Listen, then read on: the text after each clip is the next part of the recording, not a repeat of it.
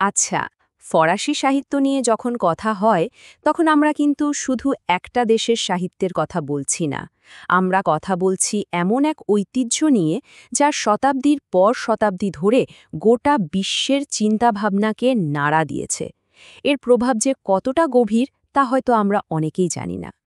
একটু খেয়াল করে দেখুন এই সংখ্যাটা ১৫। জানেন এটা কি? এটা হলো ফরাসি লেখকদের পাওয়া সাহিত্যের নোবেল পুরস্কারের সংখ্যা।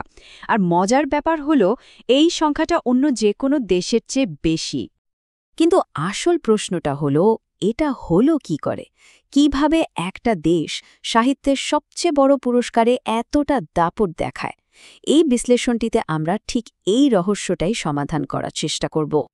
আচ্ছা, চলুন তাহলে এই রহস্যের গভীরে যাওয়া যাক আর এক এক করে খুঁজে বের করা যাক ফ্রান্সের এই সাহিত্যিক আধিপত্যের পেছনের কারণগুলো কি কি। এই প্রশ্নের উত্তর খুঁজতে হলে আমাদের কিন্তু ইতিহাসের অনেক গভীরে যেতে হবে, কারণ ফরাসি সাহিত্যের শক্তির আসল শিকড়টা ওখানেই লুকিয়ে আছে। এই টাইমলাইনটা একটু খেয়াল করলেই ব্যাপারটা পরিষ্কার হয়ে যাবে। গল্পটা শুরু হয় সেই একাদশ শতাব্দীতে, যখন পশ্চিম ইউরোপে স্থানীয় ভাষায় সাহিত্য লেখাটাই ছিল একটা বড় ব্যাপার। এরপর সপ্তদশ শতকে এসে ফরাসি সাহিত্য রীতিমতো ইউরোপের কেন্দ্রবিন্দুতে চলে আসে। আর অষ্টাদশ শতকে তো ফরাসি ভাষা শুধু সাহিত্য বা কূটনীতির ভাষাই ছিল না, এটা ছিল গোটা পশ্চিমা বিশ্বের সংস্কৃতি আর ভাব বিনিময়ের প্রধান মাধ্যম। আর ব্যাপারটা শুধু এখানেই থেমে থাকেনি। ফরাসি সাহিত্য যে শুধু প্রভাবশালী ছিল তাই নয়, এটা যেন হয়ে উঠেছিল অন্যান্য দেশের সাহিত্যের জন্য একটা অনুপ্রেরণার উৎস। তাদের গল্প, তাদের ভাবনা গোটা মহাদেশে ছড়িয়ে পড়েছিল। ইতিহাস তো গেল, এবার চলুন দেখি আরও মজার একটা দিক, কিভাবে ফরাসি সাহিত্য যুগান্তকারী সব দার্শনিক আর শৈল্পিক চিন্তাভাবনার এক বিরাট যুদ্ধক্ষেত্রে পরিণত হয়েছিল। ভাবুন তো, সাহিত্যের ভেতরেই দুটো বিশাল শিবির তৈরি হয়ে গিয়েছিল। একদিকে ছিল ক্লাসিসিজম, যারা বলতো যুক্তি আর শৃঙ্খলায় সব, আর অন্যদিকে ছিল রোম্যান্টিসিজম, যারা ব্যক্তির আবেগ আর স্বাধীনতার জয়গান গাইত। ভিক্টর হুগোর মতো লেখকরা এই ধারারই প্রতিনিধিত্ব করতেন। এই দুই চিন্তার লড়াই ফরাসি সাহিত্যকে এক অবিশ্বাস্য গভীরতা দিয়েছিল। আর এই ভাবনার লড়াই থেকেই জন্ম নিল একটা যুগান্তকারী দর্শন, অস্তিত্ববাদ। সহজ ভাষায় অস্তিত্ববাদীরা মনে করতেন এই পৃথিবীতে আমাদের আসার কোনো নির্দিষ্ট উদ্দেশ্য নেই।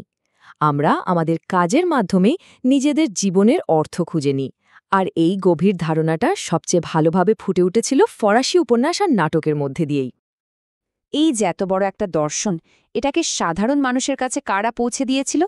তারাই হলেন Albert Camus, Jean Paul Sartre আর সিমন দ্য বোভার মতো লেখকরা। তাদের কালজয়ী লেখার মাধ্যমেই এই কঠিন ফিলসফিগুলো সবার কাছে পরিচিত হয়ে ওঠে। একবার ভাবুন জঁ পল সার্ত্রের এই কথাটা।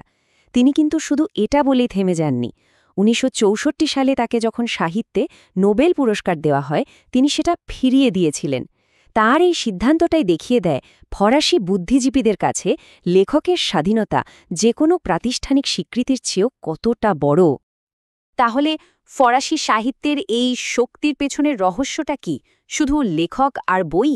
না, এর পেছনে আছে আরও বড় কিছু। আছে এক শক্তিশালী সাংস্কৃতিক ভিত্তি, যা সাহিত্যকে একেবারে অন্য মাত্রায় নিয়ে গেছে। দেখুন, ফ্রান্সের সাহিত্য কিন্তু শুধু কিছু মানুষের ভালো লাগার বিষয় না, এটা তাদের জাতীয় পরিচয়ের একটা অংশ। দেশের স্কুল কলেজে এর ওপর ভীষণ জোর দেওয়া হয়। সরকার নিজে সাহিত্যকে পৃষ্ঠপোষকতা করে, আর প্রি গোঙ্কুরের মতো সাহিত্য পুরস্কার পেলে সেটা দেশের প্রধান খবর হয়ে যায়।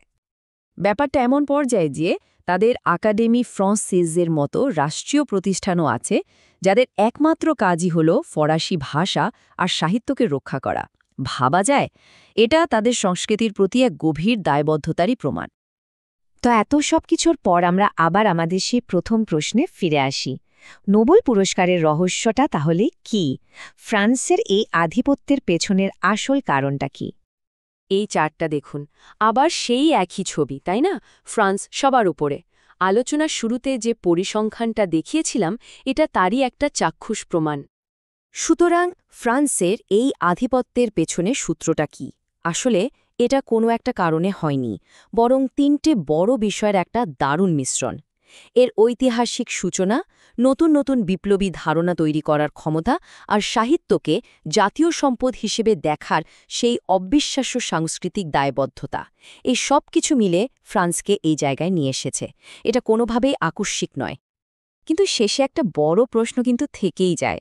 আজকের এই দ্রুত বদলাতে থাকা ডিজিটাল দুনিয়ায়, স্ট্রিমিং আর সোশ্যাল মিডিয়ার যুগে, যেখানে মানুষের মনোযোগ ধরে রাখাই কঠিন, সেখানে ফ্রান্সের এই গভীর সাহিত্যিক ঐতিহ্য কি তার জায়গাটা ধরে রাখতে পারবে? উত্তরটা হয়তো ভবিষ্যতের জন্যই তোলা রইল।